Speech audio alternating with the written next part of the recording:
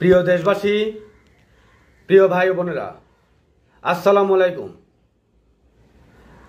আজ আমি আপনাদের সামনে এসেছি এই দেশের জনগণের মধ্যে যে বিভেদ, বিদ্বেষ এবং এদেশের জনগণের মাঝে যে বিভেদ তৈরি করেছে, অনৈক্য তৈরি করেছে, তা দূর করব একমাত্র আমি।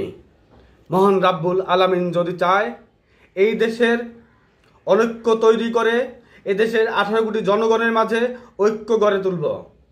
এদেশের 18 কোটি জনগণের মাঝে যে বিভাজন আছে, যে বিভাজন তৈরি করেছে বিগত সময়ে যারা রাজনৈতিক দল, যে সকল রাজনৈতিক দল ক্ষমতায় ছিল, সেই বিভাজন আমি দূর করব।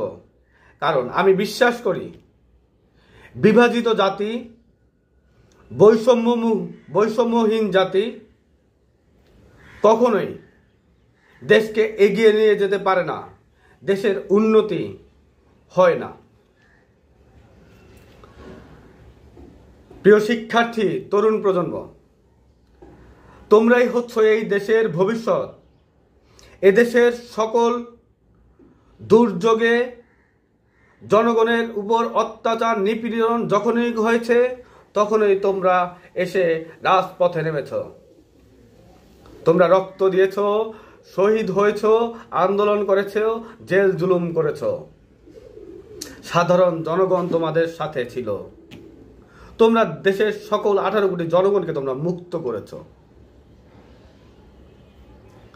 আমি তোমাদেরকে আহ্বান জানাই এবং তোমাদের ইতিহাসে যে বীরত্বপূর্ণ যে বীরত্ব ছিল, তা তোমাদের সামনে আমি তুলে ধরেছি। তোমাদেরকে আমি আহ্বান জানাই, জাতি আবার একটি অন্ধকারের দিকে এগিয়ে যাচ্ছে। তাদেরকে অন্ধকারের দিকে নিয়ে যাওয়া হচ্ছে। দেশের 18 কোটি জনগণের মাঝে বিভাজন তৈরি করে ষড়যন্ত্রের বীজ বপন করা হয়েছে। তাদের ভবিষ্যৎকে অন্ধকারের দিকে নিয়ে যাওয়া হচ্ছে।